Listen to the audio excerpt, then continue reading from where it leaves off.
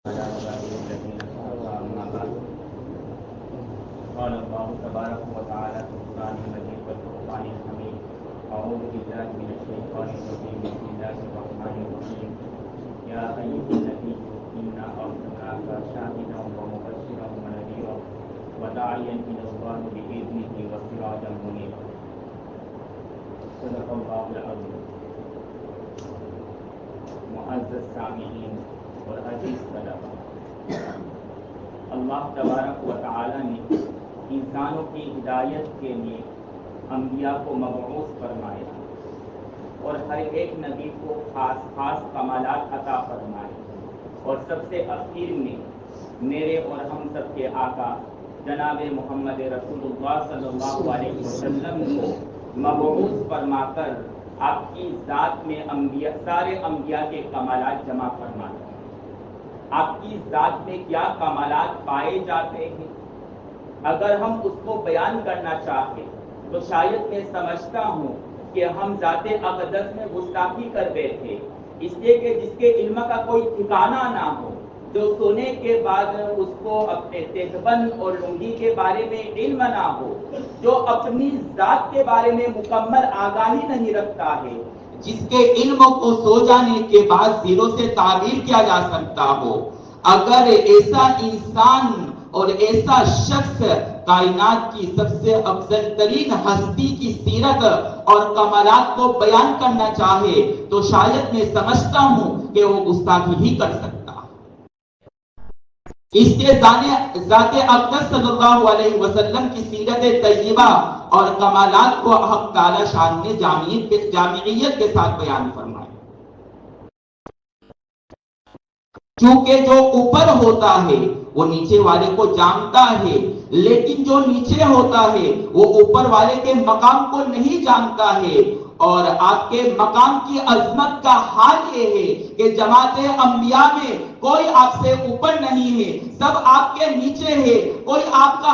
ہم درجہ نہیں ہے، آپ سے اوپر صرف حق تعالی شانہ کی ذات ہے، اس لیے اللہ تعالی ہی کو حق حاصل ہے کہ آپ کی سیرت اور کمال کو بیان کرے۔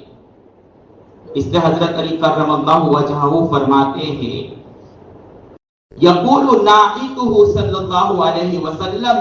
ما رأى قبلہ ولا بعدہ مثلہ صلی اللہ علیہ وسلم، کہ آپ کی تعریف بیان کرنے والا یہ کہہ کر کے اپنا عجز ظاہر کرنے پر مجبور ہو جاتا ہے، اور بس یہ آخری کلمہ کہہ سکتا ہے کہ آپ سے پہلے آپ جیسا نہ کوئی پیدا ہوا، اور آپ کے بعد آپ جیسا دنیا نہیں دیکھ سکتی۔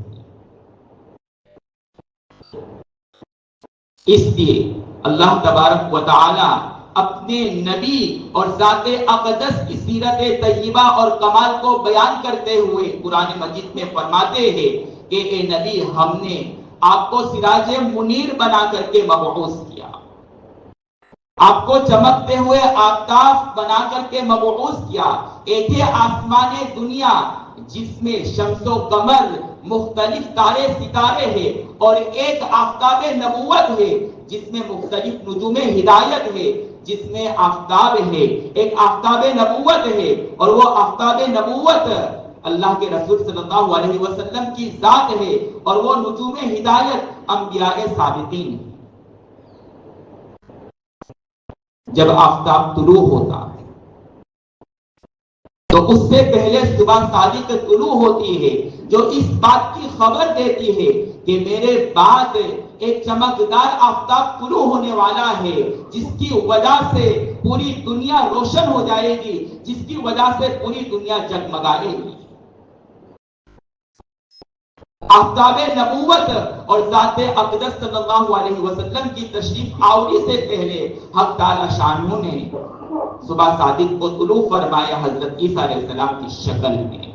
حضرت عیسیٰ علیہ السلام وہ صبح صادق ہے جو اپنے بعد اس طلوع آفتاب اور آفتاب نبوت کے آنے کی خوشخبری دے رہے ہیں۔ وَمُبَشِّرًا بِرَسُولٍ يَأْتِي مِن بَعْدِهِ اسْمُهُ أَحْمَدُ۔ حضرت عیسیٰ علیہ السلام کی شان قرآن پاک نے یہ بیان کی ہے کہ حضرت عیسیٰ علیہ السلام اپنے بعد میں آنے والے نبی کی خوشخبری دے رہے ہیں، جس کا نام احمد ہے، جس کا نام محمد ہے، جس کی پوری ذات کمالات اور صفات سے بھری پڑی ہے، جس کی ذات اوپر اور نیچے سے کمالات اور خوبیوں سے بھری پڑی ہے، اس ذات کا کمال یہ ہے کہ کوئی اس کا کمال نہیں بیان کر سکتا۔ اور جب آفتاب طلوع ہوتا ہے تو اپنے ساتھ وہ گرمی اور حرارت کو لاتا ہے، جس سے سوئی ہوئی انسانیت اور انسان اور سارے جہاں کے لوگ بیدار ہو کر کے اپنے اپنے کام میں لگ جاتے ہیں۔ ذات اقدس کی آمد سے پہلے پوری انسانیت سوئی ہوئی تھی، اللہ تبارک و تعالی نے اس آفتاب نبوت کو طلوع فرما کر کے پوری انسانیت کو بیدار کر دیا۔ اس آفتاب نبوت کی ولادت سے کیسر کے محل کے کنگرے گر پڑے اور فارس میں جو ہزاروں سالوں سے آگ جل رہی تھی وہ بجھ گئی۔ یہ اس بات کی طرف اشارہ ہے کہ یہ سارے نظام پوری انسانیت کو سلائے ہوئے تھے، اب بیدار کرنے والا آفتاب طلوع ہو چکا ہے، اس لیے یہ سارے نظام خود سو جائیں گے۔ اور جب آفتاب طلوع ہوتا تو اس میں ایسی شدید گرمی ہوتی ہے کہ اگر آفتاب اپنی پوری حرارت کو ظاہر کر دے تو انسانیت اس کو برداشت نہ کر سکے، انسان جل کر کے راکھ ہو جائے۔ اسی طرح آفتاب نبوت میں نبوت کا وہ نور پایا جاتا ہے کہ اگر وہ اس مکمل نور کو ظاہر کر دے تو انسانیت کی صحت بگڑ جائے، انسانیت اس نور کو برداشت نہ کر سکے۔ شیخ مجدد الفسانی رحمت اللہ علیہ فرماتے ہیں کہ آپ کی ذات میں نبوت کا جو نور پایا جاتا ہے وہ سوئی کے ناکے کے برابر بھی ظاہر نہیں ہوا۔ اگر سوئی کے ناکے کے برابر بھی نور نبوت کو ظاہر کر دیا جائے تو پوری انسانیت مسلمان ہو جانے پر مجبور ہو جائے اور کائنات میں آپ کا انکار کرنے والا کوئی باقی نہ رہے۔ معلوم ہوا کہ آپ کی ذات میں جو نور نبوت پایا جاتا ہے وہ ایک سوئی کے ناکے کے برابر بھی ظاہر نہیں ہوا۔ آج کی دنیا تو سولر سسٹم کی دنیا بن چکی ہے، جس میں سورج کی معمولی کرنوں کو جمع کر کے بڑے نظام اور پلان چل رہے ہیں، اور آپ کی ذات سے جو نور نبوت ظاہر ہوا وہ ایک سوئی کے ناکے سے بھی کم ہے، لیکن اس نور سے رہتی دنیا تک دنیا نفع اٹھاتی رہے۔ اور آفتاب پوری دنیا کے لیے ایک ہے۔ حق تعالی شانہ نے آپ کی ذات کو آفتاب سے تشبیہ دے کر کے پوری انسانیت کو بتلا دیا کہ رہتی دنیا تک اور قیامت تک نبی سب کے لیے ایک ہے، اور وہ ہے ذات اقدس صلی اللہ علیہ وسلم۔ یا ایھا الناس انی رسول اللہ الیکم جمیعا، کہ اے لوگ میں سب کے لیے تم سب کے لیے نبی بنا کر کے مبعوث کیا گیا ہوں۔ میں صرف زمینی اعتبار سے نہیں بلکہ زمانے کے اعتبار سے بھی سب کا نبی ہوں۔ زمانے کو اور وسعت دو تو آپ صرف نبی الامت نہیں ہے بلکہ آپ نبی الانبیاء ہے، سابقین انبیاء کے نبی ہے۔ جب سابقین انبیاء پر آپ کی ذات پر ایمان لانا ضروری قرار پایا تو ان سابقین انبیاء کی امتوں پر بھی آپ کی ذات پر ایمان لانا ضروری قرار پایا۔ ثم اذا جاءكم رسول مصدق لما معكم لتؤمنن به ولتنصرن به۔ اللہ تبارک و تعالی تمام ارواح انبیاء سے عہد لے رہے ہیں کہ جب وہ خاص نبی تشریف لائے تو ان پر ایمان لانا، ان کی نصرت اور مدد کرنا۔ وہ خاص نبی کون ہے جس پر سارے انبیاء کو ایمان لانے کو کہا گیا؟ علامہ تاج الدین سبکی اپنی تصنیف التعظیم والمنہ فی لتؤمنن به ولتنصرن میں لکھتے ہیں کہ وہ خاص نبی ذات اقدس صلی اللہ علیہ وسلم ہے جس پر تمام انبیاء کو ایمان لانا ضروری قرار دیا گیا۔ لہذا زمینی اعتبار سے بھی اور زمانے کے اعتبار سے بھی ہر ایک کے نبی ہے، رہتی دنیا تک آپ کی نبوت کا دعویٰ باقی رہے گا، اس لیے آپ کی نبوت کی دلیل بھی پرانی شکل میں باقی رکھا جائے گا۔ اور آفتاب کی خصوصیت یہ ہے کہ وہ کسی کی تعریف سے متاثر نہیں ہوتا اور نہ ہی کسی کی برائی سے متاثر ہوتا ہے۔ اگر لوگ پڑے رہے، صوفی باغ والے طلبہ سوئے رہے، پڑے رہے، تو آفتاب ناراض ہو کر کے چلا نہیں جاتا۔ اور اگر اہل سورج کی تعریف کرنے لگے تو سورج یہ نہیں کہتا ہے کہ آج تو رات میں یہاں پر ہی رہ جاؤں۔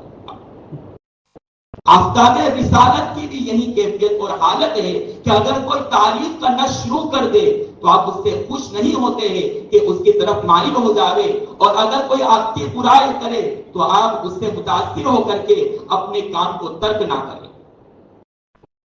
بلکہ واقعات شاہد ہے کہ آپ اس مشن کے باب میں خطرات کو محسوس کر رہے، فزیکلی اپنے آپ پر خطرات اور اظہار رسانی کے مواقع کو محسوس کر رہے ہیں، لیکن پھر بھی آپ آفتاب کی طرح اپنے مشن میں ڈٹے رہے۔ اسی طرح آفتاب سے تشبیہ دینے میں ایک اور معنی سمجھ میں آتا ہے کہ آفتاب سے فائدہ اٹھا سکتے ہیں لیکن اس کو کوئی دباؤ میں نہیں لا سکتا۔ اللہ کے رسول صلی اللہ علیہ وسلم کو اپنے نبوت کے مشن کے باب میں کوئی دباؤ میں نہیں لا سکتا۔ مٹھائی ہو یا پٹائی ہو، دونوں مواقع پر آپ کا طرز عمل آفتاب کی طرح رہا۔ ذرا اس واقعے کو یاد کریں جب کفار مکہ آپ سے دشمنی کرتے کرتے انتہا کو پہنچ گئے، بالآخر وہ صلح پر مجبور ہوئے اور ابو طالب سے کہا